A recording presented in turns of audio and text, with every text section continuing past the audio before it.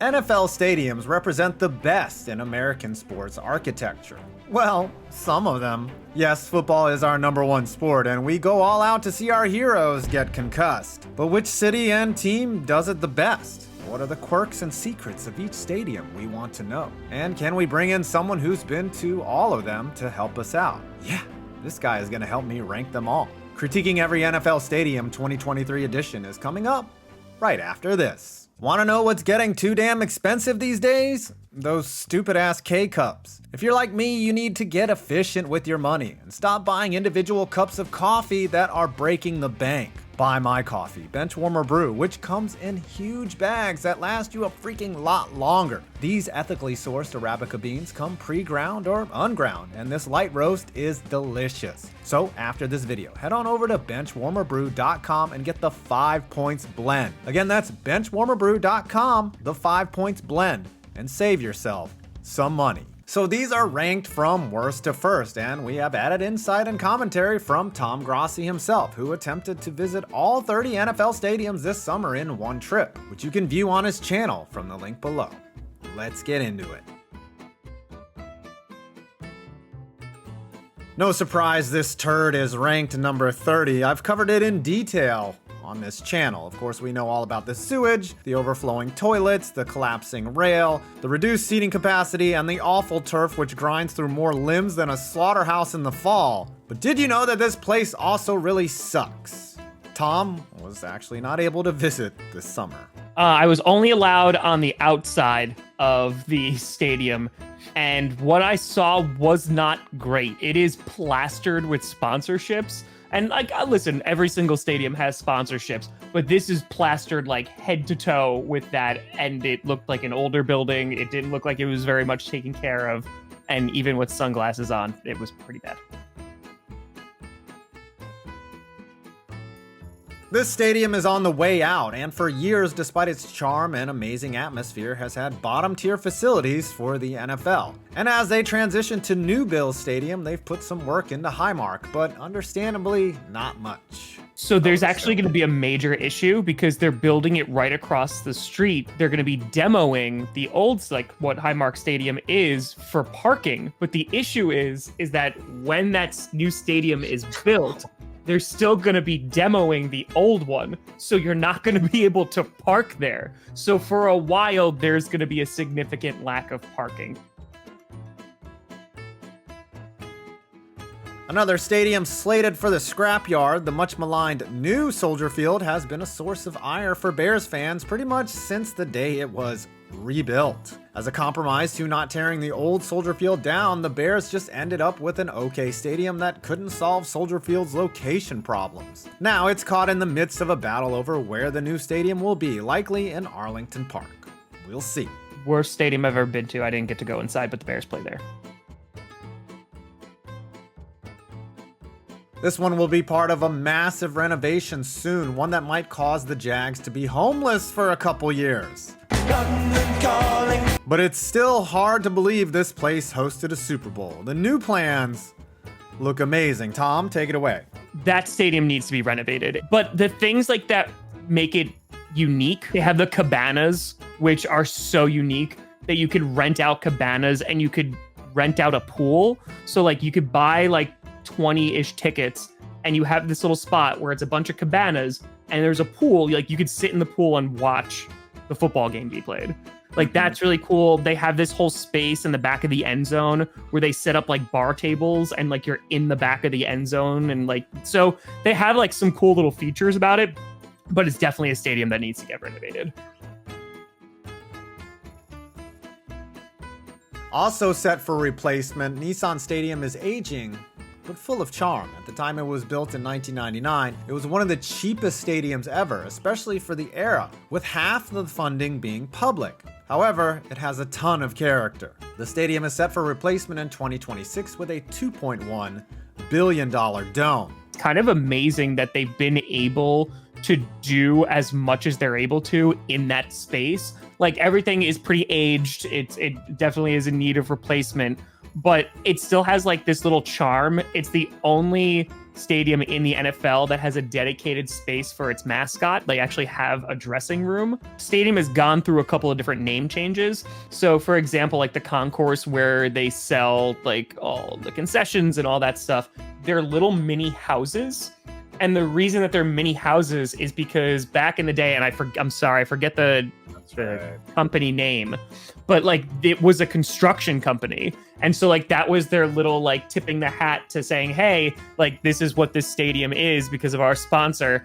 They also have the chariot that comes out. Like there's a storage space in which they have the mascot and a chariot come out before like the game. And they have like a whole ceremony with like a sword and the whole 9 yards.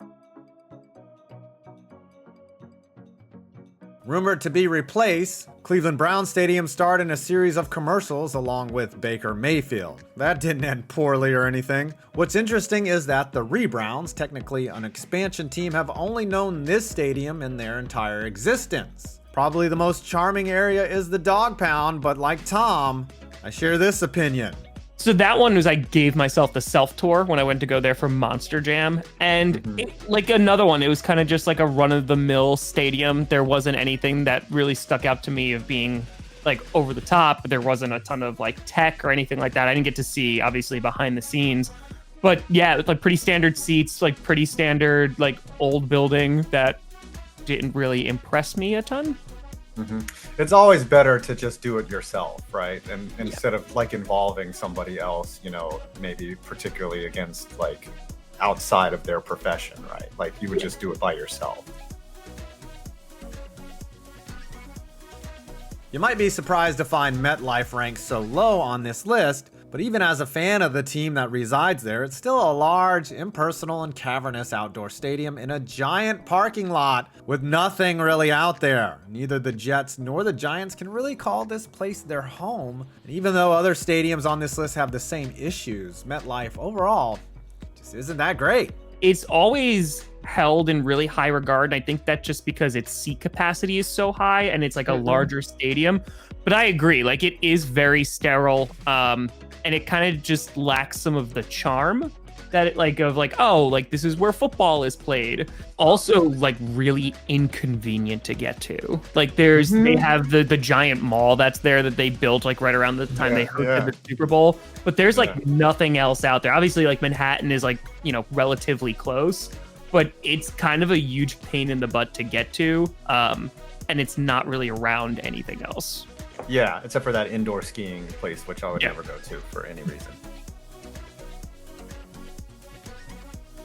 Kind of wild, the most distinct feature of this stadium was a video in which an augmented reality panther jumps around the place. Not any actual features. I will say the outside architecture is amazing, but the place is older and maybe in need of someday a full-scale massive renovation. Yeah, so wasn't able to go in there. Saw on the outside, saw the big Panthers on the outside. Hold on. No opinion. All right. Yep. Despite the charm of Charm City, I rank this one lower because of its age. But here's Tom to convince you that it should be ranked much, much higher. So I actually was really impressed with it because I thought like, all right, this isn't gonna be like it was actually pretty damn nice. I mean, there's a bunch of things that make it really cool. I got to see like the real behind the scenes and do like the instant replay and actually do that and pull it up on the big board and stuff, which by the way, they all use the same tech and it's really, really funny. It's like a lever and then a wheel and that's it. There's like little things about M&T that make me love it so much. So for example, the place where it was built on was an old piano factory. And so like, if you look out a certain window, they have like these tiles that are set up outside that resemble piano keys and like a big piano, kind of like a little Easter egg for like where it came from. But the best thing about that stadium is the laundry room by far. And basically you walk in and it's just like industrial washers and stuff. And then there's a little side room that have like those, you know, like those beige bricks that every single like old building has, right? That you make it probably filled with like asbestos. And they're there and it's signed by like almost every major star that has ever visited there who has played football for like the away team, like Peyton Manning, Aaron Rodgers, Dan Marino, Tom Brady. Like it's just an entire like small room filled with signatures. Okay, Tom, that sounds really cool. Paycor is aging, and there are architectural issues with it, in particular choke points from fans leaving the stadium from the upper deck, and still no indoor practice facilities. However, Tom had some insight on the fan experience. Yeah, so Paycor definitely, what's funny is the guts of it, like the workout room is pristine. Like the locker rooms are super duper nice. The field is a pretty standard field. Like it's a pretty standard like football stadium. I, of course, am biased because they let us play football on it. But like they have like the throne, they have the pro shop, obviously. Like I think the thing that stands out to me is not necessarily the stadium, but it's the fan experience at the stadium that the Bengals hold on. They have like a rookie orientation for fans who are new season ticket holders. They come and they get like a full-blown tour. They get a certificate. They get to go play on the field. Like they get to go do all that just because they're season ticket holders. But their stadium is like, again, the state-of-the-art stuff is more within rather than on the playing surface. A multiple-time host of the Super Bowl, Raymond James is actually very similar in architecture to Nissan Stadium. Other than that, it's pretty standard except one main feature, of course. I got to go on the pirate ship, which, by the way, like that whole area was designed by Disney. So like that was a cool little Easter egg to have. But I actually liked the look of Raymond James because of how opened it was. Like that whole back end zone is like wide open and you can literally see like right into the stadium. So it was just like an interesting view. I will say it kind of, I can see why Super Bowls are hosted there because it is so accessible from the airport. Like I said, I didn't get to see like the background stuff, but it has a pirate ship, so it has to go up a few rankings just because of the pirate ship. No, this is not the name of a gangbang movie. This is the home of the 12th man. Since Tom got a pretty extensive tour of Lumen Field, I'll let him take it away. Yeah, no, Seattle was cool. It is the smallest in terms of like square footage. Basically, I think he said it's like 6 stadiums into one because of how they're pieced together, because they need to be able to withstand earthquakes. And they have had like man-made earthquakes because when you had the beast mode run, like that one, like the Beastquake, yeah. That place is like brimming with history. There's a few teams that play there, right? So it's like the Seahawks, they got soccer that plays there. Like there's a few teams, but they kind of work together. Like when they host events, like they host like farm markets and stuff, but that is the Seahawks stadium. The reason why it's so loud there, because it's the second loudest stadium in the NFL, it was kind of like an accident, but it's because of the metal like awning that they have over it. Like it literally bounces off the field and then just reverberates in there. So they just turned up the music a tiny bit while I was on the field and you heard it like blasting through there. So it's a huge home field advantage. And the best part is they have to make, it's in the contract, like with the city, they have to be in the top 10 in terms of ranking for like fan experience and things like that. And if they're not, they have to make renovations to actually fix that. Hard to believe that this place is already 20 years old, and it's a huge upgrade to the Vet, which was an absolute dump. I never realized this, but the canopies on the side are shaped like wings to help evoke the Eagles theme. And the stair sets are shaped like 9-volt batteries that the fans love to throw. Just kidding, the Link is a tough place to play and the windy conditions make it even tougher. I did not go in. I was not allowed in, so I was only on the outside. But I might go next year, so we'll see. Despite going through many name changes, turmoil with ownership and Nathaniel Hackett, Mile High Stadium has been a steady, solid stadium in the NFL. It's not particularly wild or groundbreaking, but it is special to both Tom and miniature Broncos fans. Yeah, that was just effing cool. Like they like the catwalk, which was insane. Like just like going up a ladder and doing that, which is crazy. Miles does that pretty often. They also have like the statue of the horse on the other side. It's a nice stadium though. It's downtown Denver, which is like beautiful. The views are really cool. There's an amusement park that's right across the street.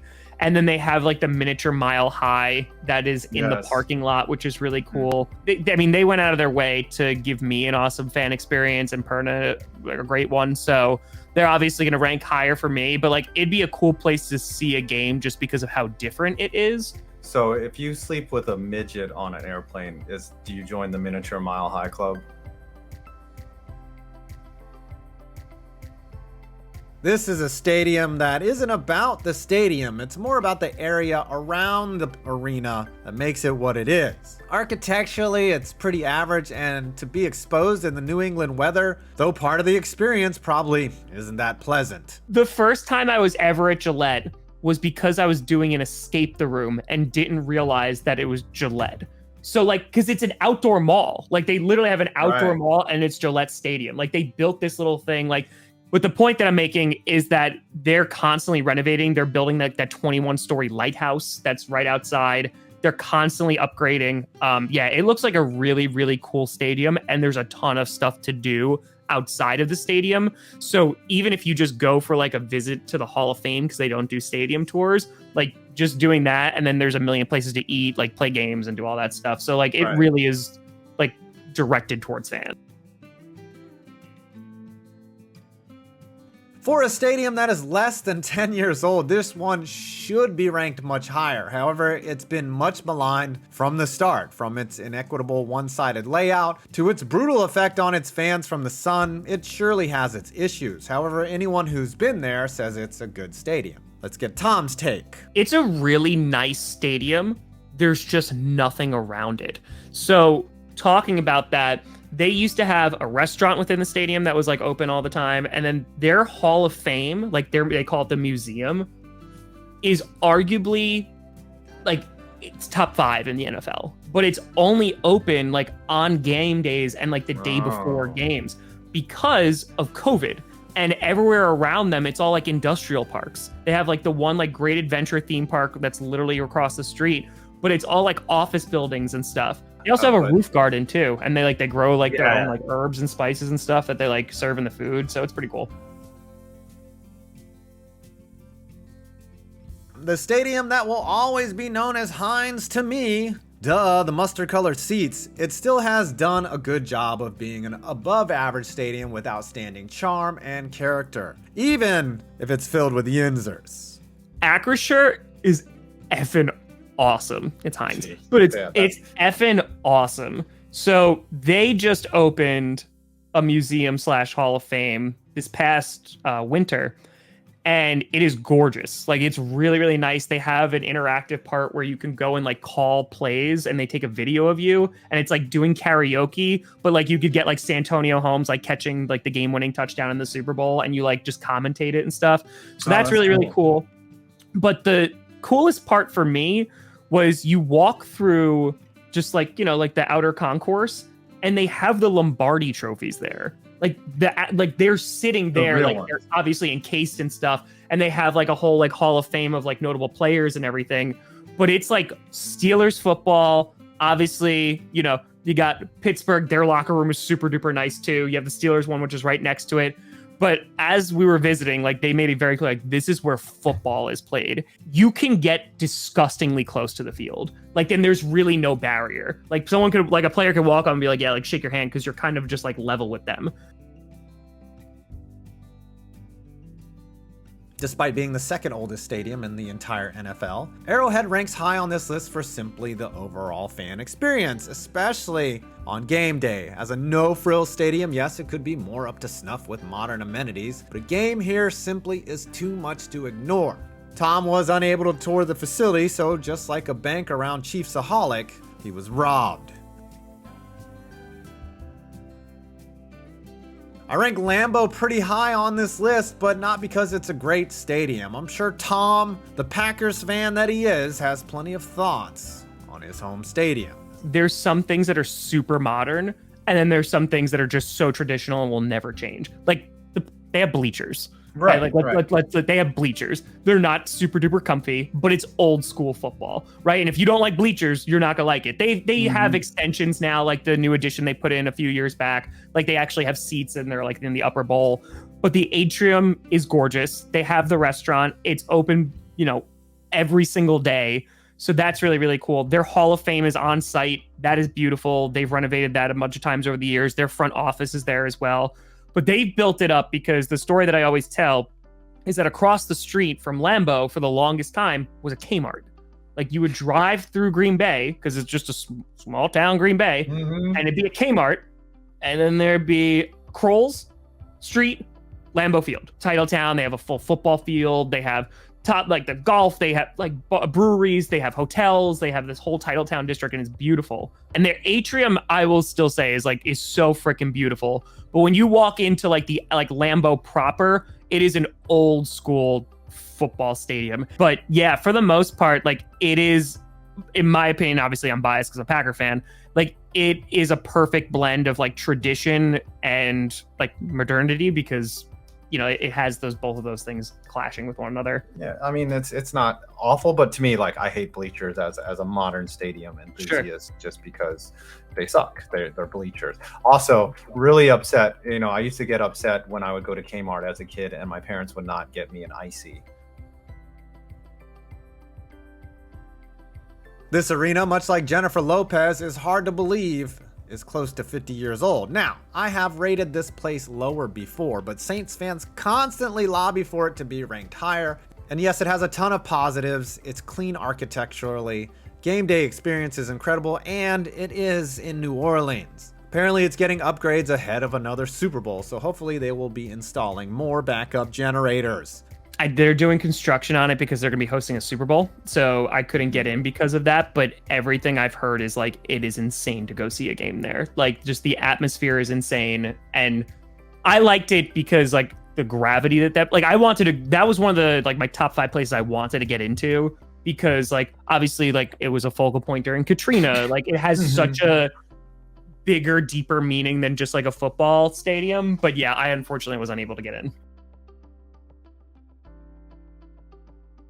The Texans are another one-stadium team, having occupied only NRG since 2002 and likely staying there for a while. The structure is amazing and still well thought out. Tom? So that's another one where like the Texans don't own their own stadium. So like they have to go through a different company. And the 2 biggest tenants of that company are the Houston Texans and the Rodeo. Like the Rodeo brings in like 3.3 million people or some crazy number like that per year. It's wild. It is just a massive stadium. Like it is like just in terms of like you stand on the field and look up, there's a lot of real estate there. But I will say, because I tested this out, I went to the very top of that stadium. Legitimately, every seat is amazing. There's no obstructed views, nothing like that. It is freaking gorgeous. There wasn't anything super flashy. There's like little Easter eggs. So they have like different bars on the concourse. And I think one's called like the Spur, if I'm not mistaken. Gotcha. And you could always know where you are because if you look on the carpet, they'll have spurs. So you could be like, oh, I'm at the Spur bar. Just follow the carpet where it turns into spurs. And then like there's another bar that's called like, I'll just make it up, like called the Hat. And there's hats that are like on the carpet. So it's like kind of just like little things for like fan experience. It's pretty cool. The home of Jake that looks like a snake. 2-time Super Bowl host with a retractable roof, it is an oasis in the desert. And I'm a little jealous that Tom got to do a dance with the cheerleaders. Super short tour, but yeah, it was like really, really nice. Like I will be very honest, I did not expect it to be that nice because I was like, oh, okay. Like I've seen outside pictures and obviously like during games and like, yeah, it just seems like a football stadium. But no, it's like really cool in there. Like it just looks, everything's red, which is like super cool. It's super duper on brand. They wheel their field in like they do in Vegas. Like they keep it on the outside and like, cause it's all grass and then they wheel it in when it's time to play. Yeah, no, that was a really, really nice stadium. I would have liked to explore more of it. We only had like 20 minutes though, but it was nice. The highest rated open air stadium on this list, Hard Rock has really upped its game since the massive renovation in 2015, which essentially made it a new stadium. A giant tennis complex is also adjacent to the venue, which is huge for concerts and events. The roof covers 90% of the fans, however, the heat still makes football difficult for opposing teams to play here, especially for 1 p.m. start times. Nope. I had to walk around the entire outside. It looks like the most unique stadium that there is besides SoFi, but yeah, no, I don't know. When this stadium was opened, it probably was the top slot for NFL stadiums at the time. However, the sheen has come off of it a bit, and it is asymmetrical inside, but still really, really nice. No real wild secrets to this place, though. I wonder where the Ford family keeps their dignity. I've been to Ford Field twice, so I got to go in for like a hot second, but I actually saw WrestleMania 23 there. So like I've been in there before. But it is a very, very nice stadium. It's well done. Their pro shop, they completely renovated. Like that looks really, really beautiful. And it's just, yeah, it feels like, I use the term like football cathedral. It feels like that. It's right across the street from where the Tigers play. And yeah, no, I'd be interested to see an actual game be played there because I can imagine how loud it's going to get. But yeah, like that's where Lions football is played. One of my personal favorites, they really just nailed it in terms of a design for Lucas Oil Stadium. From the outside, it looks like an old factory, and the inside looks amazing. What's really interesting though, the streets run parallel to the stadium, but it's actually skewed so that it aligns east to west to let natural light into the playing surface. And of course, we got to hear what Tom has to say. Ooh. I liked Lucas Oil a lot. So Lucas Oil was like the first real indoor one that we got a proper tour of. And it was just impressive. Like it was impressive because they had the field suites. It was impressive because of just like the sheer size of it. The view, which is insane, of like you look at the back of the end zone and you just like see right through to Indianapolis. Yeah, it is a beautiful football stadium. They're hosting the Olympic swim trials there. So they're going to be building pools in the stadium. I don't know how they're going to do it, but they're literally going to be building pools there. They have an underground like tunnel that goes to the hotels. So like all the players and stuff, like they can have privacy or oh, wow. I didn't know that. That's a secret. Oh, yeah. Yeah, no, they have like a whole bunch of underground stuff. It's really, really cool. And plus like it also was a cool moment because it's from Parks and Rec. So like being on the same field, I was like, hey, I watched this. So it's hard to believe that Jerry World, also fittingly named the Death Star, which gets blown up at the end of every Star Wars movie, is already 15 years old. At the time it was open, the 2 TVs above the field were the largest in the world, but since then have been surpassed by other stadiums. A modern marvel of engineering and construction, renovations and additions are on the horizon. And now they're doing a $300 million renovation to it, and it's still crazy. They told me, so you know, like the big board, like the big video board that sometimes get hit by like, punts and all that stuff, you could still fit the Statue of Liberty at the 50-yard line and it wouldn't touch that. The only thing that could make it slightly better is if they had those headquarters a little bit closer, like if you could go to the Star, because that the Star is out in Frisco. Yeah, holy crap, that's an amazing space. But the stadium itself, like they have that area that a lot of teams are now copying, where you can watch like the team run out.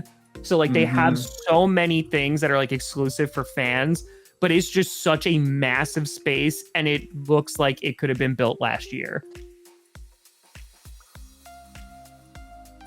The replacement for the Metrodome certainly went above and beyond with its unique design and roof system, which allows for God's natural light to shine in and watch Kirk Cousins choke away another playoff game. Though beautiful and efficient, the glass is known to kill the birds who fly into it often. Yes, wasn't able to go in, unfortunately. However, it is one of the most unique stadiums I've seen. It's literally plopped in the middle of the city, and its architecture is so different from downtown Minneapolis. But the thing that was really cool is I walked right up to the glass, and you look in, and maybe it's like 10 feet away are seats. Like, it doesn't have like that big like concourse, at least where I was. You literally just walk in the front door and your seat's like right there. It looks beautiful. Like, it looks state of the art. Allegiant was ranked number 1 on my list last time, however it's gone down a few pegs since. I still love the outside architecture and transparent roof, and from an aesthetic and engineering standpoint, the stadium is perfect. However, Tom has some pretty strong thoughts. I don't think you would like it because Really? the same reasons you don't like MetLife. You walk into Allegiant Stadium, you have no idea the Raiders play there. The ways that you find that out is if you are on like the really, really nice like concourses, like the ones that like you like the Champions Club, like that's filled with Raiders stuff. There's no Raiders banners. There's no Raider, like there's the pro shop and stuff. They're all black, like the seats are all black. They have like bars and stuff like that. And like you said, modernity, it's beautiful. Like aesthetically, it's really, really nice. But it doesn't look like the Raiders play there. The way that I feel about it is just like, it's a space. Like, it feels like it doesn't really have a soul, to be honest with you. Like, they had to put on the video boards during the game because the fans were so unfamiliar with football to be quiet while the Raiders were on offense. Like, that's what it is. Like, again, as a stadium, it's beautiful. Yeah. As like holding the tradition of the Raiders, I think it fails. Wow, that's pretty rough. Maybe they should use the giant torch as a crematorium for former Raiders, and that can make it less of an impersonable vibe. Since it was opened in 2017, Mercedes-Benz Stadium has been an innovator on all fronts of the stadium experience. Listen to the reasons why it comes in ranked number 2.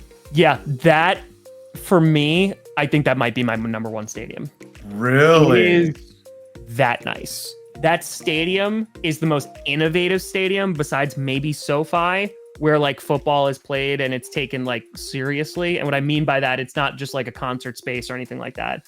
They have so much that has like pieces of Atlanta in there. It's artists, it's like local vendors as well. On top of that, the thing that stands out to me the most, besides how beautiful it is, the roof is freaking insane.